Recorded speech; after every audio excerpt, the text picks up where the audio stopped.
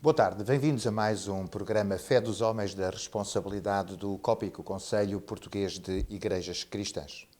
Estamos hoje no contexto do estúdio e connosco temos o reverendo Alan Litvin, que recentemente, no contexto da Igreja Presbiteriana, ao qual pertence também, foi convidado para proferir uma conferência online.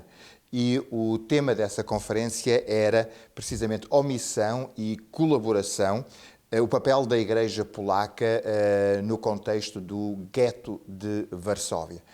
É um tema do passado, mas que tem profundas implicações no presente. E durante 2 programas nós vamos falar um pouco sobre a sua conferência e fazer uma hermenêutica desses acontecimentos também para a realidade de hoje.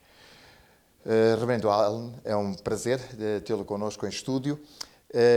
Porque o nosso tempo é curto, eu vou diretamente à pergunta. Porquê 1941, 1943, gueto de Varsóvia? Porquê esse interesse e o que é que nos pode falar sobre o que aconteceu nesses anos trágicos de Varsóvia? Precisamos lembrar da questão da solução final, considerada ali pelos nazistas. Era uma forma, um eufemismo que, na verdade, eles pretendiam dizimar os judeus pela Europa. O fato é que uma das modalidades utilizadas para tanto foi encerrar aquele povo nos guetos. Foram mais de 1000 guetos espalhados pela Polônia e pela extinta União Soviética. Um desses guetos, que para mim, e não somente para mim, mas é o mais notório, foi o gueto de Varsóvia, que aconteceu ali, que ele foi instituído em outubro de 1941 e totalmente murado em novembro daquele mesmo ano. Dentro do gueto, portanto, havia uma vida muitíssimo triste, difícil, com escassez de comida, epidemias, tristezas das mais distintas. As pessoas não poderiam nem sair nem entrar, a não ser que elas tivessem vistos para trabalho e coisas parecidas, que era muito difícil. Não era para todos, eram para poucos, na verdade. Aquela situação que eles viviam, as epidemias, especialmente o tifo, né? O tifo foi algo que ficou bastante famoso naquela oportunidade. E esse contexto de vida, de sofrimento daqueles judeus, para alguns, a morte lá se tratava até mesmo de um alívio. Então, no verão de 1942, eles eram levados a Unschelagplatz, que era considerado aquela estação de onde os judeus eles eram colocados nos vagões de animais, e eles eram encaminhados para os campos de extermínio, como nós sabemos, especialmente Treblinka, não é? Que talvez seja o mais conhecido, ou Auschwitz. E, então, havia uma concepção de que aquelas pessoas elas iam para aquele lugar como ovelhas mudas para o matador, ou seja, sem oferecer algum tipo de resistência, ao menos visível. No entanto, também foi no gueto de Varsóvia que nós vemos a maior rebelião civil até o momento que aconteceu, que eclodiu em abril de 1943, o levante do gueto de Varsóvia.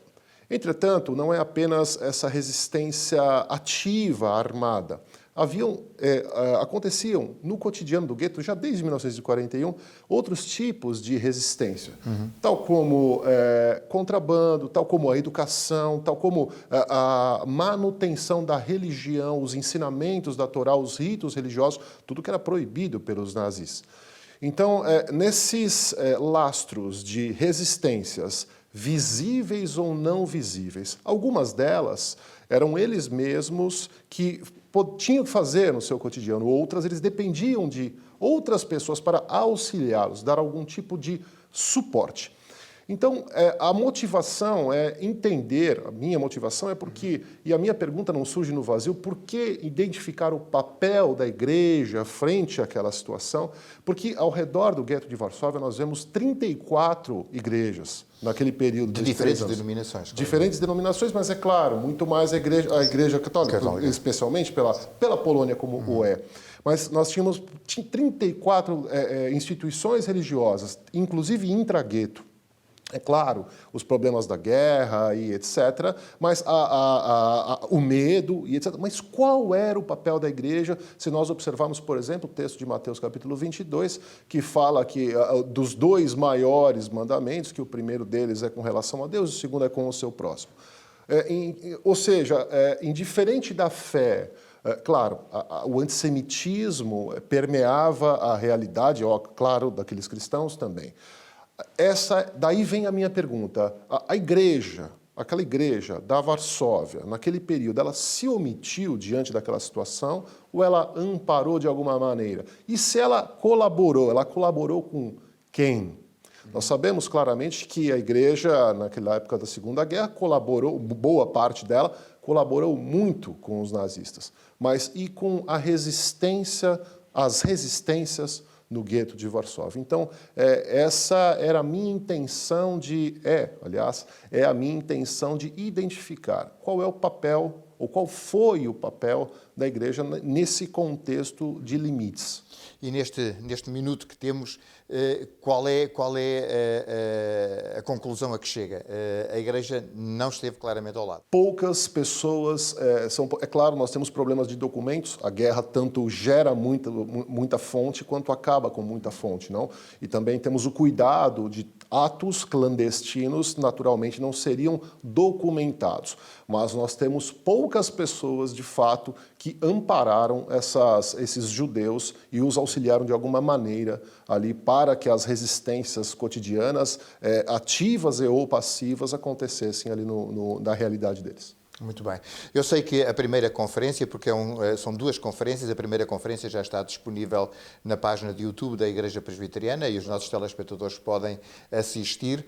E a partir deste contexto, a partir desta realidade, no nosso segundo programa, de hoje a 8 dias, nós tentaremos perceber como é que uma realidade do passado pode ser vivida pela Igreja em qualquer tempo. Reverendo Alan, foi um prazer. Voltamos na próxima quinta-feira, se Deus quiser, para uma segunda parte. Agradeço. Obrigado. O nosso programa chegou ao fim. Nós voltaremos a estar convosco, como disse, na próxima quinta-feira. Até lá, fiquem bem, fiquem com Deus.